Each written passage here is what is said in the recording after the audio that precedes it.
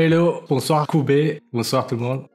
Ce soir, on reprend le stream démarré hier, où on avait fait 2 sujets sur les 4 qui étaient prévus. Donc ce soir, on fait les 2 suivants qui manquent, c'est-à-dire le visionnage de quelques moments forts du podcast entre Francisco Lakowski et Sean O'Pride. Puis, on va voir l'évolution physique de Brad Pitt pour voir s'il est 100% nati. On va commencer par le podcast de Sean O'Pride et Francisco Lakowski. Pour ceux qui ne connaissent pas, ce sont 2 top modèles mâles parmi les 10 les mieux payés du monde, quoi. Les 2 top modèles les mieux payés dans le monde, quoi. D'abord, commencez par lire un petit peu leur biographie sur Wikipédia, si ça vous va. Alors. Sean O'Pride, modèle américain qui a démarré en 2006, c'est-à-dire à 17 ans. Top 10 des mâles modèles de tous les temps. 2013, Best Paid Male Model par Forbes. Oui, quoi eux des beaux gosses? Quoi lui? Alors, Sean O'Pride, il est apparu dans plusieurs clips de Madonna et Taylor Swift. Taylor Swift, la chanteuse qui fait augmenter le PIB de tous les pays dans lesquels elle performe. Elle fait des concerts. Enfin bref. Et pour l'autre, on va voir le deuxième. Francisco Lakowski, né en 91, Brazilian fashion model, apparaît dans plein de marques comme Dior, Hugo Boss, L'Oréal, Armani, H&M, etc. Décrit comme un Uber model by Vogue, Male Model Legend by W. En 2018, il gagne le Super Model of the World à Sao Paulo. Bref, c'est du haut niveau, quoi. Et on va juste visionner à peu près 15 minutes d'un podcast, mais en plusieurs morceaux, hein. 15 minutes en plusieurs morceaux de 2-3 minutes, d'un podcast qui dure plus de 2 heures, ok. Pour info, ces 2 modèles, ce sont devenus des icônes de la communauté, si on peut dire ça comme ça. Looks maxing anglophone, quoi. Ils sont un petit peu érigés comme égérie. Ils ont été érigés comme égérie. Ouais, je sais pas si ça se dit. Comme mascotte, quoi, de ces communautés looks maxing, quelque chose comme ça. On va commencer à mater leur podcast, ok. Juste une petite précision. Il y en a qui n'ont pas été initiés à connaître les beaux traits du visage. Donc, habituellement, lorsqu'ils verront ce genre de mec, ils se diront « Ah tiens, ils ont rien de spécial. Je m'attendais à mieux. » Après avoir entendu leur CV. Quoi, eux, des beaux gosses, mais ils n'ont rien de spécial. Bref, il faut avoir l'œil, quoi, pour savoir reconnaître. Les 2 font partie des top 10 des mieux payés dans le monde, hein, du milieu du modeling, du mannequinat. Okay, so here we go. We start recording Yo Chico podcast, first episode with Mr. Sean O'Pride. Yo, Chico. Yo. What's up, man? What's good? Nothing, man. So what's yeah, up? I heard you in New York, cold. It was Yeah, raining. it's raining here. Here you in the Everglades. In Yeah, the middle of nowhere. I'm right in the now. Everglades, you know, wrestling with some alligators. You know, Yeah. trying. I Seems guess. like the way. Bon, alors, ces 2 modèles, ils sont en quelque sorte retraités, quoi. Ils ont passé leur apogée, ils sont un peu retraités. Leur carrière a été relancée grâce à des communautés en ligne qui les érigent comme des mascottes, parce qu'ils sont beaux gosses, quoi. Ils sont acclamés par les communautés looks maxing et tout ça, quoi. Actuellement, ils font moins de mannequinat, mais ils sont toujours admirés par des mecs qui plébiscitent leur accomplissement du passé, quoi. Le fait d'être des beaux gosses, d'anciens beaux gosses. Même s'ils sont toujours beaux, hein, à l'heure. Mais ils ont passé l'apogée. And then, so that's our podcast, our first podcast with Sean O'Pride. Okay, Sean, everybody wants to know if you know what MOG means. Can you please I explain have no what idea MOG what means? I don't know what MOG means. I don't know what any of the terms mean. Yeah, I mean, on my profile every day I get MOG or bye-bye. I'm like, why are you telling me? Et là, il se pose la question, est-ce que tu sais ce que ça veut dire MOG? C'est un peu un terme pour dire tu es beaucoup plus beau gosse qu'un autre. Enfin bref, on continue. I don't understand that. And then I thought mewing was a Pokemon. That's not, meow. so, yeah. No, there is a Mew. That's There Mew. is a That's Mew Mew. Pokemon. No, that's Mew, but that's mewing. Mewing? What's Mew? Actually, what is, okay. I thought it was what Mew did. Yeah, so, I'm sorry. So wait. That's what I thought. I think I got what MOG means. I think. I mean, I actually created this podcast to like find out what MOG means, right? I'm gonna get some people in here to like, you know, some Gen Z, some people that know about the situation, like tell me like, what's up? You know, what is this thing? But I think I got it. I guess it's like, if you're like better looking than other people, like if you go in a room and you're like, just like, you overshine them or something like this. It's such a terrible phrase. It's Terrible. troubling, right? Because like, Yeah. why would you want to do that, right? Like, Why are we why would you comparing? want to think like this? Why does it matter at the end? Why of the does it day? matter? Exactly. You know, So I it don't want to doesn't be the matter. only person in somewhere that no one wants to take a photo with.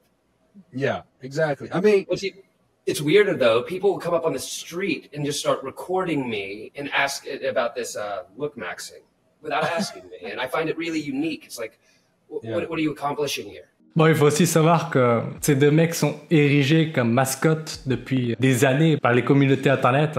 En fait, là, ils font un peu semblant de ne pas savoir, quoi. Après tout ce temps, dans ce podcast qui date d'il y a moins d'un mois, quoi, à peu près. Ils sont au courant de ce phénomène depuis des années, et ils ont fait ce podcast il y a un mois, mais ils font semblant de ne pas savoir qui les suit, quoi. Bien sûr qu'ils connaissent ce vocabulaire, cette terminologie, mog, mewing, tout ça, bien sûr qu'ils savent. Mais bon, je pense qu'ils veulent pas s'associer à ce genre de communauté, et c'est tout à fait compréhensible. Parce que c'est surtout des mecs un petit peu qui parlent d'un seul sujet, quoi. Bref, c'est assez rare de savoir reconnaître des traits de visage, des communautés qui parlent de ça toute la journée, quoi. Et là, ils se demandent pourquoi est-ce que vous accordez de l'importance au fait d'être plus beau que d'autres personnes.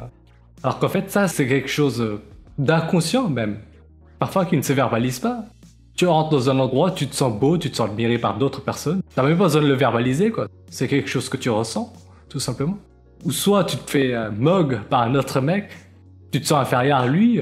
Bon, bien sûr, à eux, ça ne leur arrive jamais, mais c'est quelque chose que les gens vivent au quotidien, quoi. Même ceux qui ne sont pas initiés à ce genre de choses.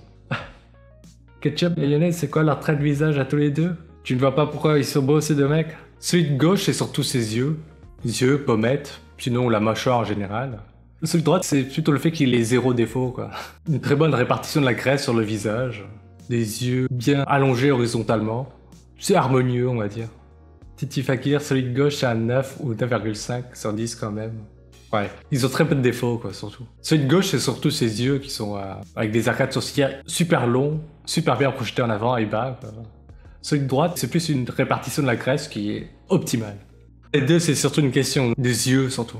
Les deux ont des très beaux yeux. L'un est très osseux, a une très bonne répartition osseuse. L'autre, celui de droite, a aussi de bons os, plus une bonne répartition de la graisse autour des yeux, quoi. Et au niveau maxillaire, en dessous des yeux, c'est très clair, un regard éclatant.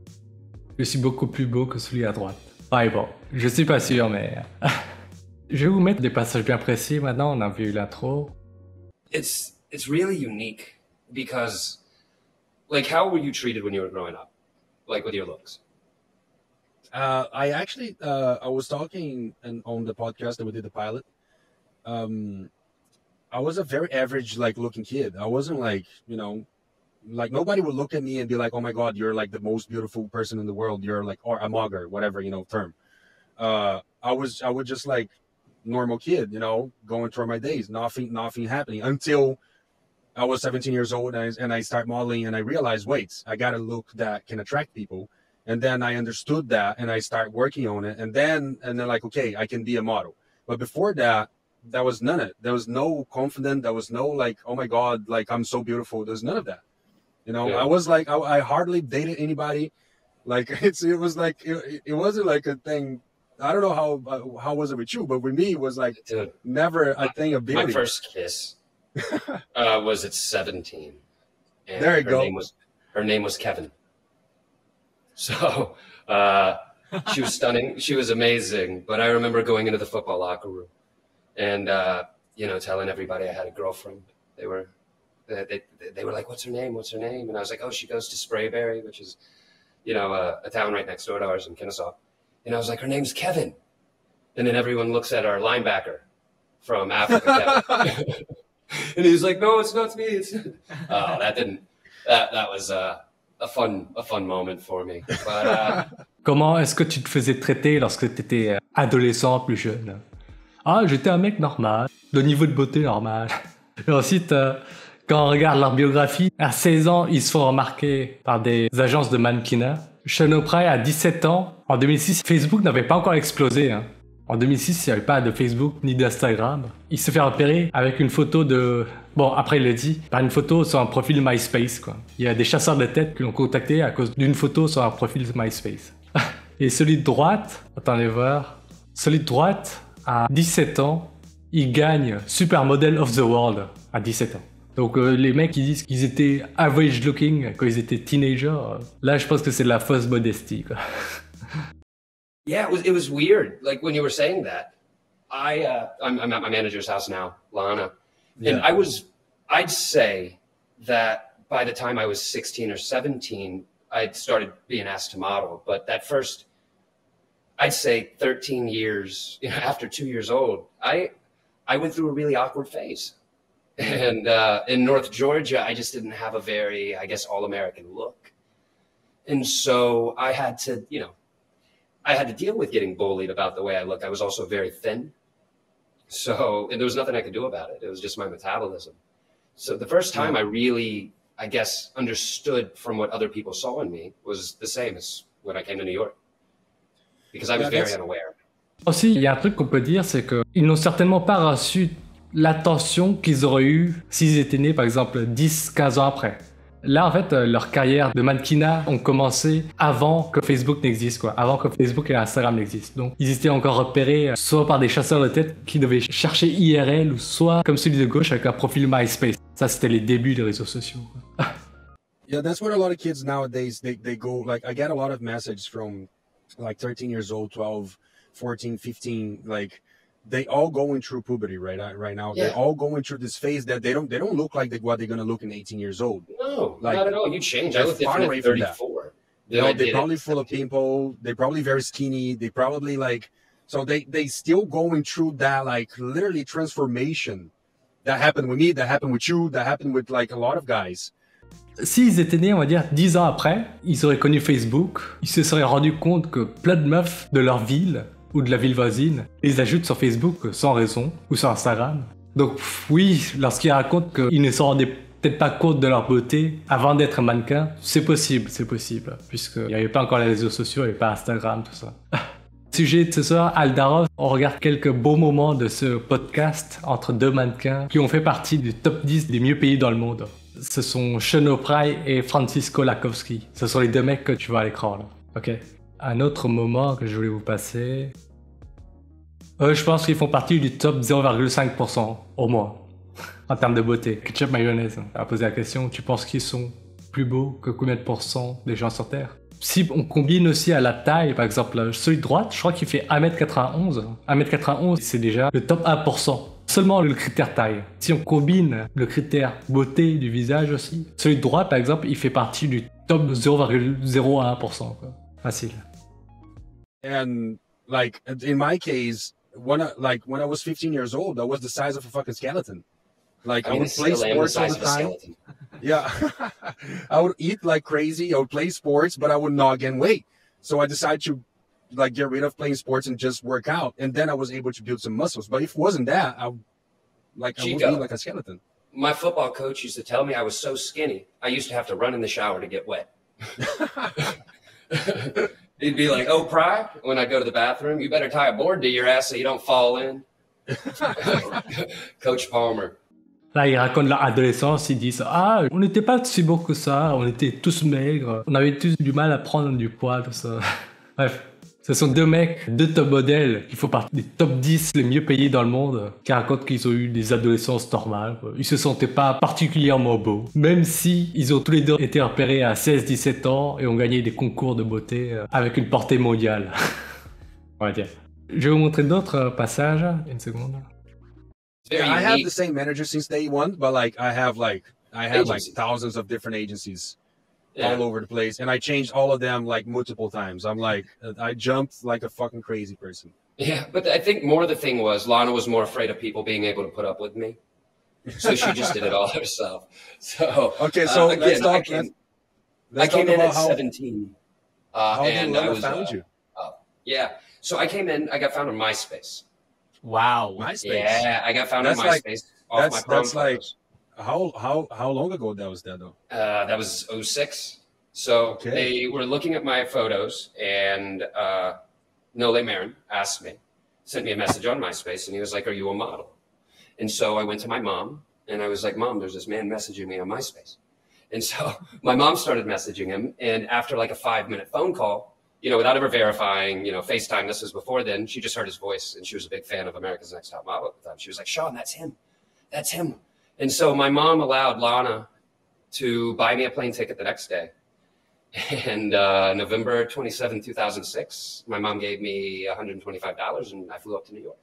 Bref, le mec de gauche raconte qu'en 2006, donc c'était avant Facebook, il avait un profil MySpace, pas forcément pour afficher sa plastique, mais il s'est fait repérer par un chasseur de tête célèbre qui apparemment participait à des émissions de télé-réalité et tout. Il est devenu mannequin avec un rayonnement mondial grâce à des photos sur son profil de MySpace. Il s'est fait repérer de cette façon, quoi. Est-il possible d'avoir la même mâchoire que celui de gauche avec des interventions chirurgicales? Ça dépend d'où tu pars. Mais globalement, si c'est un manque de volume, tout peut se faire au niveau de la mâchoire avec des implants, des injections, tout peut se faire. Il y en a dans le chat qui trouvent que celui de gauche a l'air plus masculin que celui de droite. Moi, je pense que les deux types de beauté se valent. Il y en a qui vont trouver celui de droite trop féminin ou pas assez viril, des trucs comme ça. Mais je pense que les deux se valent. D'un point de vue reproduction, je pense que par exemple, celui de gauche aura tendance à donner des garçons ou des filles plus masculins, masculines que celui de droite. Celui de droite donnera des filles très féminines. Je sais pas si je me fais bien comprendre. C'est comme si je vous disais, on va prendre d'autres exemples un peu plus extrêmes. Vous êtes une meuf, vous baisez avec Brad Pitt ou Henry Cavill, vous aurez des garçons très très masculins, très très virils. Si vous baisez avec Justin Bieber ou un chanteur de K-pop, vous avez des filles, elles sont très féminines, je dirais. Je sais pas si vous comprenez. Il y a des hommes et des femmes qui, je pense, sont plus faits pour avoir des garçons ou des filles que d'autres. Et je crois qu'il y a des débuts de preuves, il y a des études, je crois, qui semblent montrer, par exemple, que les hommes grands ont plus tendance à donner des garçons que des filles. Les hommes très grands. Et c'est un phénomène qui, je crois, a été constaté après chaque guerre, où ce sont souvent des hommes grands, virils, qui survivent aux guerres. Après les guerres, on a remarqué qu'une grande partie des naissances donnaient surtout des garçons. Titi Fakir a dit « Je dirais que celui de droite, sa principale qualité, c'est qu'il a très peu, voire pas de défauts, alors que celui de gauche a des traits poussés à l'extrême. » Vous avez peut-être votre préférence parmi l'un de ces deux, mais vraiment, il y a des meufs qui vous diront « Je préfère Justin Bieber à Henry Cavill ». Et d'autres qui vous diront « Je préfère Henry Cavill à Justin Bieber ». Et je pense que les deux se valent. Hein. Je pense qu'il y a des meufs qui sont peut-être programmées lorsqu'elles cherchent un partenaire mâle à avoir des filles très féminines ou des garçons très masculins. Je parle de leurs enfants. Selon toi, quelle partie du visage a le plus d'impact sur la beauté? Je dirais que c'est tout ce qui est arcade sourcilière et maxillaire. Ce qui détermine la zone au-dessus et en dessous des yeux, quoi. Je pense que c'est ça le plus important. Ensuite, il ne s'agit pas d'avoir des yeux 10 sur 10 et avoir une mâchoire à 0 sur 10, quoi. Je dirais qu'il faut avoir au moins deux bons éléments entre arcade sourcilière, maxillaire et zygomatique, et pommette, et mâchoire, quoi. Au moins deux éléments de beau. C'est un peu ce qu'on voit aussi avec Cillian Murphy, l'acteur dont tout le monde parle, qui polarise beaucoup parce que lui, il a une mâchoire et des pommettes de niveau top modèle, mais il a des yeux très féminins. Je dirais qu'il faut avoir au moins deux éléments sur trois pour arriver à percer grâce à son physique. Celui de droite, c'est Francisco Lakowski. Celui de gauche, Sean O'Pride. Je vais vous l'écrire dans le chat. Si vous voulez, je vais vous expliquer pourquoi celui de droite est aussi beau. Par exemple, vous prenez Henry Cavill, à l'extrême de virilité, et un chanteur de K-pop, ok? Entre les deux extrêmes, vous pouvez mettre celui de droite, en fait. Par exemple, celui de droite, lorsqu'il va se reproduire, je pense qu'il arrivera à donner des beaux garçons et des belles filles aussi, dans les deux cas. Alors que Henry Cavill, lui, il donnera de beaux garçons, mais il donnera peut-être des filles très masculines, vous voyez. Je sais pas si on peut dire ça comme ça. Et un chanteur de K-pop, s'il a des enfants, il aura des garçons efféminés et des filles très féminines. Je sais pas si je me suis bien fait comprendre. Allez, on continue. Like not only like be on their little iPads and watch the movie or like the YouTube, you know.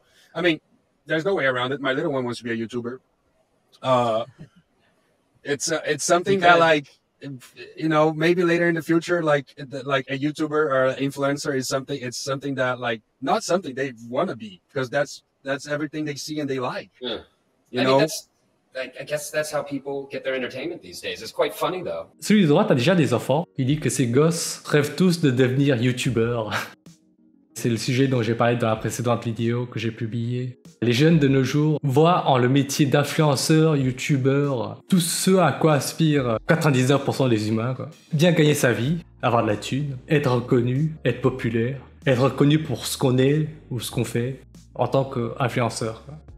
Sans en apparence trop se casser la tête d'un point de vue études, d'un point de vue intellectuel, d'un point de vue physique. Un métier qui est économe en ressources cognitives, ressources physiques, et qui apparemment rapporte beaucoup de thunes lorsqu'on est un influenceur à succès, à part de la popularité et la reconnaissance, voilà quoi.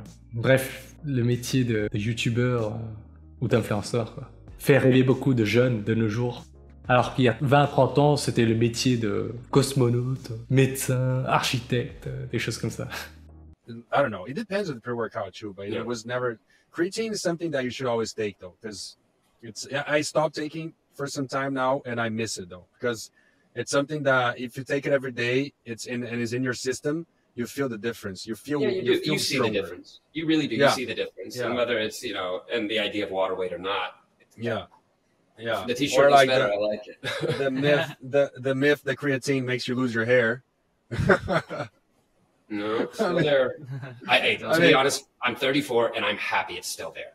So Yeah. I'm just enjoying this guy as long as he's there. Yeah, you're lucky though. I had a problem with my hair. I'm on medicines right now, like making sure my hair stays on. Finasteride, Propecia. Yeah, like all the. What are you talking about? I started doing those at like 27.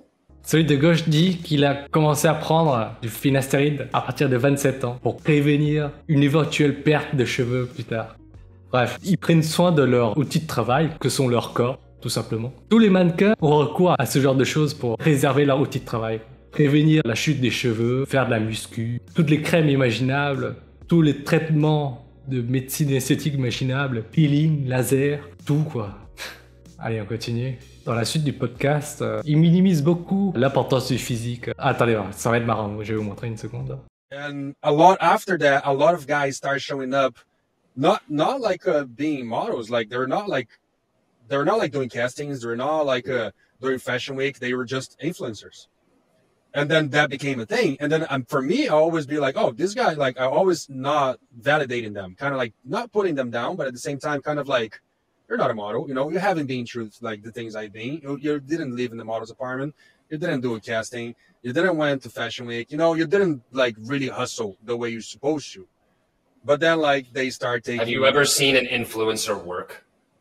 I went on an influencer trip one time, and these guys were up at 5 a.m, not into bed till like 10:30 at night, editing all the time. And then there's those me. motherfuckers work like crazy. I know. And then there's me. Can you take a picture of my back? No, That is my post. I swear to God, that was my post, and I was like, I do not belong here. I do not have what this takes, and I don't, because there is a complete difference, and work ethic is very different as well. Yeah, and that's what brings you to my point is that like right now, I surrender, right? Like I respect the hell out of them. I 100% respect, but after the pandemic and everything that happened, I surrender. I was like, okay, I know my place, I know your place, but like right now, there's no more place. Right now, everybody's mixed it up. If you're an influencer, you're a model, that you're a model and influencer. There's no more like models only, influencers only. It's mixed it up. And clients now are like taking advantage out of this. They're like literally like, hey, can you do I want you to do a post for me, like for one picture, but then here's the clothes and you have to shoot it. You have to do makeup, you have to do creation. And then if you send something to us that we don't like, we're probably going to make you do it again. And it's like, bro, I'm not used to with this. I'm used to with like you calling me. I go to your job. I do my job. I leave. I go home. I get paid. I don't have to do shit. So I start like literally like doing this stuff, becoming, I guess, an influencer and like starting to like really understand. It's like, oh my God, like I respect these people. I just don't think people want to put up with me because I never get asked for that shit. Bon, ces mecs ont commencé à découvrir le métier d'influenceur, alors qu'avant ils étaient juste mannequins, quoi. Et selon eux, le métier d'influenceur nécessite une éthique de travail très prononcée. Ça bosse beaucoup, ça va gérer des réseaux sociaux, tout ça. Pour eux, c'est beaucoup de travail, quoi. Alors qu'avant, en étant juste mannequin, ils avaient juste à être là et être beaux. Bon, ensuite, le métier d'influenceur. Perso, je ne suis pas un influenceur à plein temps non plus.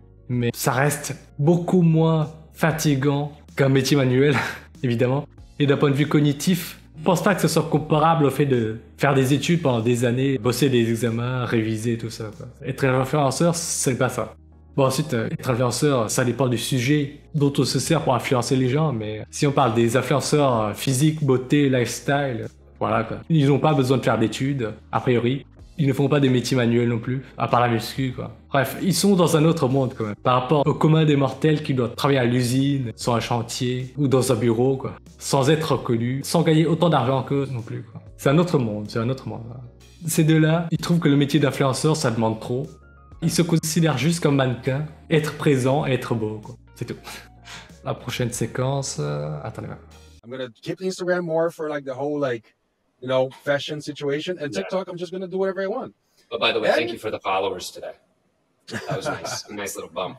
Saw that. Thanks, Chico. Love it. Love Yeah, a Chico man. tag. It's Love a Chico tag. Love a Chico tag. I was on the decline, and then like Jamsey brought me back to life. You know, I guess I gotta thank them. I have no idea. One day I woke up and I saw these Mog comments. It literally overnight, came out of nowhere, and I couldn't figure out what was happening. I was like, I mean, did I do something? I'm glad we're having this conversation now because I had no idea what Mog, looks maxing, any of these things were until we did this trip in December. Yeah. And then I'm learning a whole new vocabulary, and then I know that now you're a part of the Mog world. I didn't trust me when I found out I was a part of the Mog world. I was very surprised. You're King Mogger because you're like one of you're like the Wattpad king at the moment of you both. I thought it was very kind of people to think of me like that, but it's different because I don't think of myself like that. So it's quite unique to read these comments and receive these questions that I just have no idea how to answer because I'm just unaware of that side of life. Bon, comme je l'ai dit avant de démarrer cette vidéo, ces deux mecs sont en quelque sorte retraités quoi, du mannequinat. A priori, ils devaient de nouveau retomber dans l'anonymat, plus ou moins. Et depuis quelques années, leurs carrières ont été relancées, leurs carrières respectives ont été relancées à cause des communautés sur Internet qui examinent trop, qui sont passionnés par les traits de visage, tout ça. Donc, ces deux mecs ont été érigés en tant que mascotte du looks maxing, du mogging, du mewing, tout ça. Par exemple, beaucoup d'influenceurs qui font la promotion du mewing, des exercices pour développer la mâchoire, mettent souvent les têtes de ces mecs comme résultat vers lequel il faut tendre. C'est tellement con quoi, alors qu'eux ils ont jamais eu à faire ça. Bref, ces deux mannequins, ils sont admirés par des mecs, par d'autres mecs qui analysent des visages à longueur de journée, des choses comme ça. Aldarf a dit un truc que j'ai remarqué avec des mannequins déjà avec une bonne mâchoire, ils ne laissent jamais pousser leur barbe. Disons que s'ils laissent pousser la barbe, c'est des barbes de quelques millimètres à peine pour bien montrer la forme de la mâchoire, quoi. Ils vont jamais se laisser pousser une barbe de bûcheron qui va cacher la forme de leur mâchoire. Aucun intérêt, quoi. Ils ont rien à cacher, justement. Donc, ils restent bien rasés, soit quasiment imberbes. If you feel like you should mog other people to be better than them, it's like, it's sad. You know, that's not the way to do it. And then if you feel like that for you to mog other people, you have to starve max or like muscle mass or maxing or whatever, like, you know, like all this, like, no, like the goal here is like just be yourself. Yeah, like you want to mog, go do something good for your community and brag about that. Yeah, you want to mog, help someone out at your school that's getting bullied, do something with that. I'm going to tell you, it makes you just that much more attractive being a good person. Yeah, exactly. It is less about that you have cheekbones or, you know, a certain type eye shape. You know what's really cool? Not bullying the kid that's getting bullied by everybody else. Yeah. That's fucking awesome. Like, be that guy.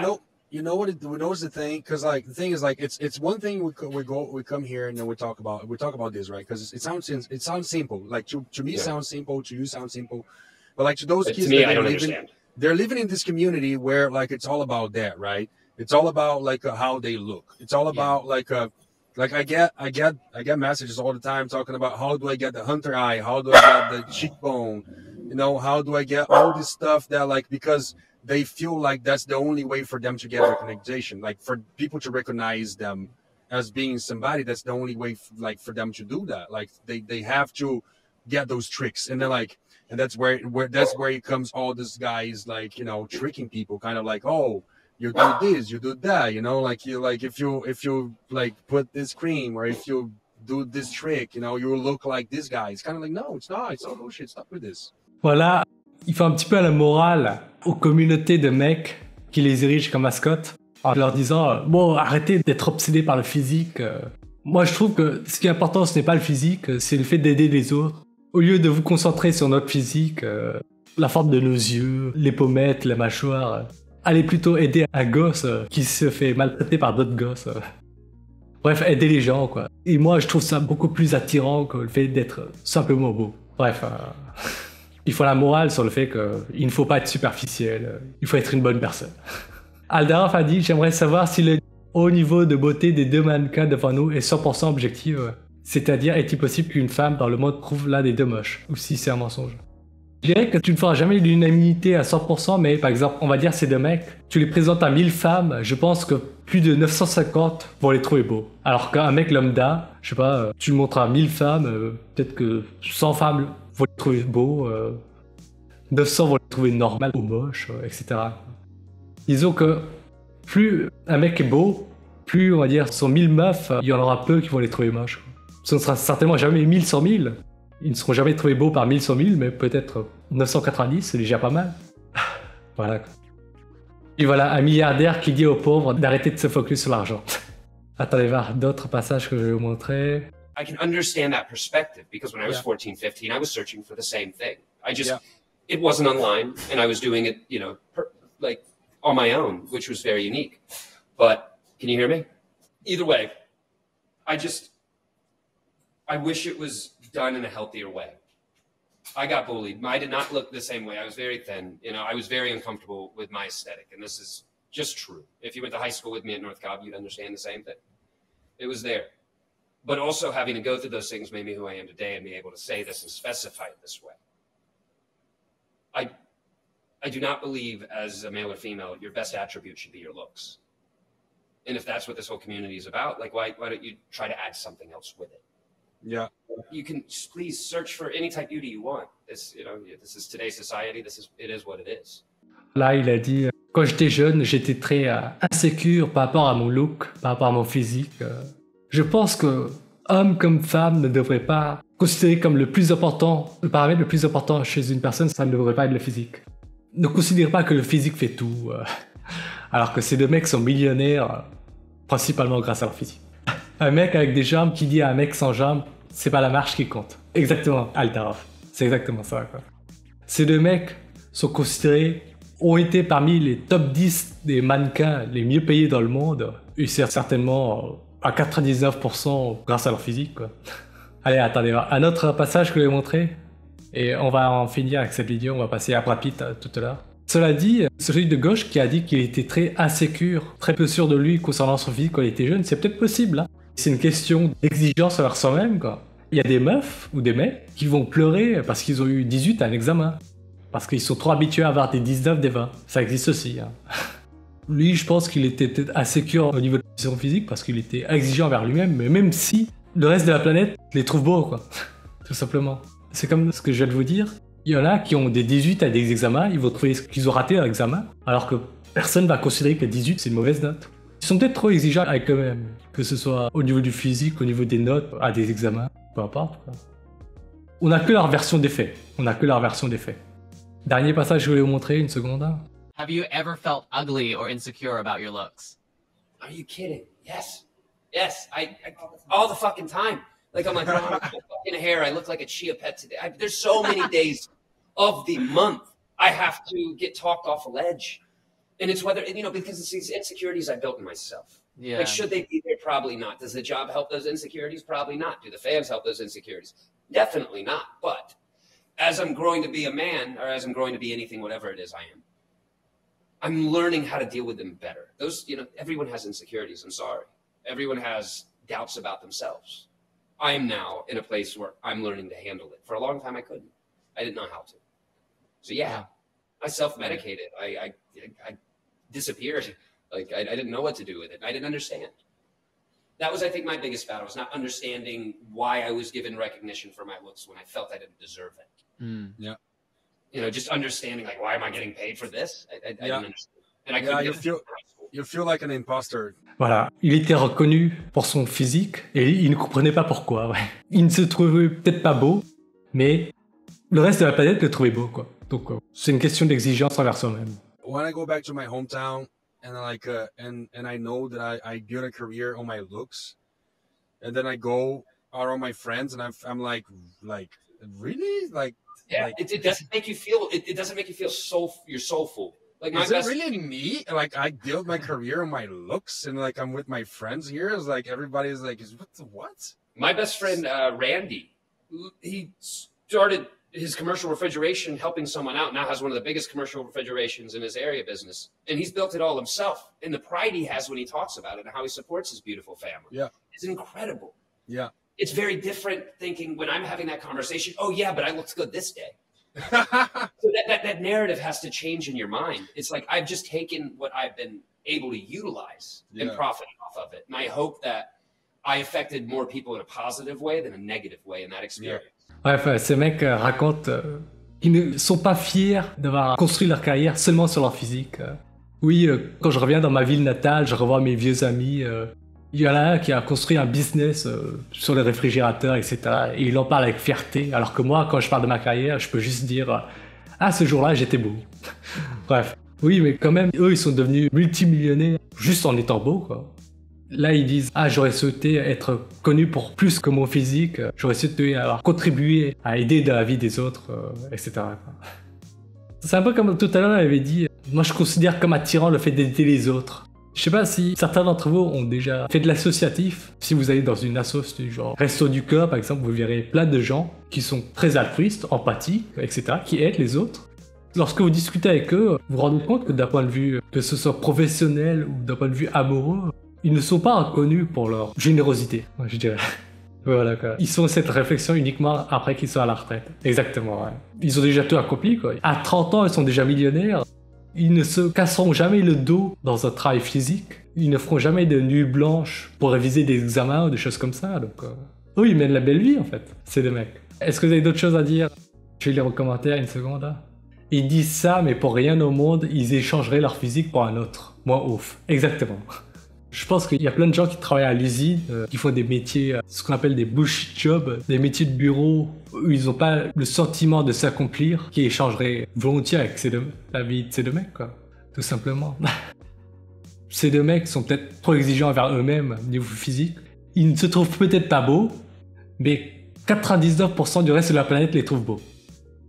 Et ils sont devenus millionnaires grâce à ça. Bref, je pense pas qu'ils soient trop à plat, quoi.